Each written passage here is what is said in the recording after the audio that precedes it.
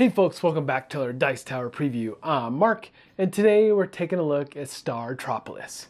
STARTROPOLIS is brought to you by Peterson Games. It's for 2 to 4 players, ages 8 and up, and game times range from 30 to 60 minutes. In STARTROPOLIS, you and your fellow players will collaborate to build a very cool 3D space station. However, this is not a cooperative game. It is all about you placing your modules in a way that will get you the most connections, or connecting to the right pieces, or potentially blocking others, and you generating the most money in the end.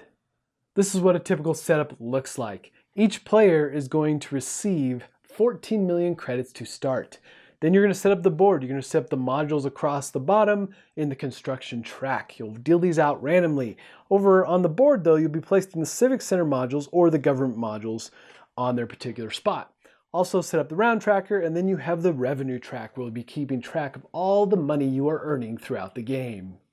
Also, you'll shuffle up and randomly disperse the first, second, third, and last cards, which will dictate order throughout the game.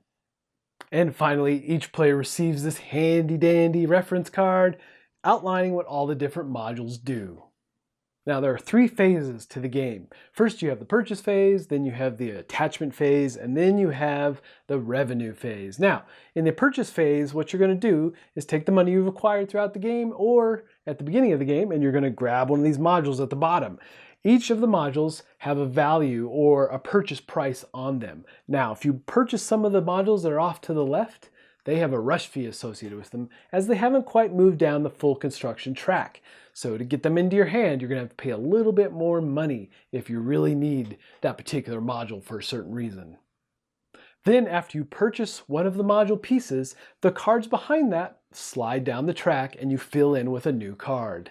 Now, you have a couple other options during the purchase phase. Now, you do have these 3 options, but you can only do one of them on the purchase phase. So either you're purchasing from the bottom in the construction track, or you're going after one of these civic cards or government cards, and you're going to pay just their face value for these. And in this instance, it would cost you 3 million for this particular module.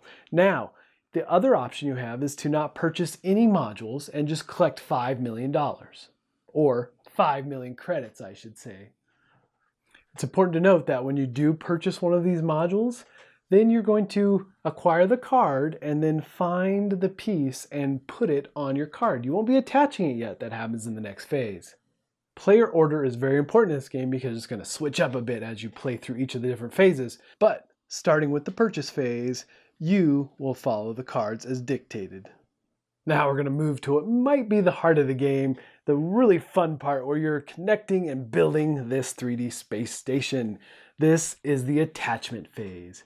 And you're going to be taking your modules that you've acquired in previous phases, and you don't even have to attach them every time. So if on your turn during the attachment phase you choose to not attach a module because it just doesn't work somewhere yet, you don't have to, but you can do it in another round later in the game. But you don't want to hold on to pieces too long because you need to be forever gaining more revenue throughout the game. So there's a couple little things, or not little things, there's a couple things you really have to watch out for when you're connecting these modules. So for instance, one of the big ones is solar panels. You know, they are real showstoppers for building construction on these space stations, because you can never cast a shadow over a solar panel or it just doesn't do any good. So it always has to be the uppermost, the top of the space station, and that can be the top on any side, right? Because it's in space. So it's pretty thematic that way. Then there's all the others, modules and things have different rules as well. Now, some of the strategy here, of course, is that you have to pay attention to where you attach your module and adjust your revenue, because there are sliders on the bottom of these cards, and they will dictate to how many potential modules and pieces are connected to yours. But you can also negatively impact others by potentially shutting them down with like a solar panel. So you have to be somewhat strategic about how you build these out, but you also want to continue the build of the space station so your modules can get more pieces attached to them, so you can gain more revenue in the end. So there's a lot going on with this attachment phase. You really have to pay attention to when pieces get attached and if it's affecting yours, or if it's negatively affecting yours, you may have to adjust your revenue sliders on the bottom of your cards. Now, we haven't really talked much about these revenue sliders, so let's take a look at one real quick. So for like the solar panel, this is a pretty easy one to understand. As you get more solar panels on the space station, the more you own, the more money you will be gaining. So for owning 2 solar panels, you get 4 million. 3 is 5 million, and so forth. So, and all these different module cards are going to do very different things. So also, if we take a look at our market center module, so for number of connections to the center module, you get additional revenue. So if it's 1 connection, you get 2 million, and it goes all the way up to 8 million for 4 connections. So all the different modules do very different things, and you have to keep all that in mind as you're building them out. Then once you have attached and adjusted the sliders on your card, then you'll go to the revenue track and adjust your token to represent what your current income is. And also, if others have been affected by what you placed onto the space station, they will have to adjust their tokens on the track as well. One last thing to note on this attachment phase is that the player order reverses. So if you were first in the purchase phase, you're going to be last in the attachment phase. And then you're going to move to the revenue phase. And it's simply that. You're going to collect credits. You're going to look at the revenue track and collect the corresponding credits for your player piece. Then you're going to adjust your player order for the next round. Whoever scored the least amount of revenue will be the first player in the next round, and whoever scored the most revenue will be the last player in this next round. And then you move the round tracker to the next round. Now, in the last round of the game, you're going to put all the construction modules into half price. It's a clearance sale to get them out the door. So, based on the number of players will determine how many rounds you'll play. In a 2-player game, it's 7 rounds. In a 3-player game, it's 6 rounds. And in a 4-player game, it's 5 rounds. Then the game comes to an end, and it all has to do with how many credits you have in hand. It has nothing to do with the revenue track at that point. It all has to do with what you have cash value on the table. And whoever has the most wins the game.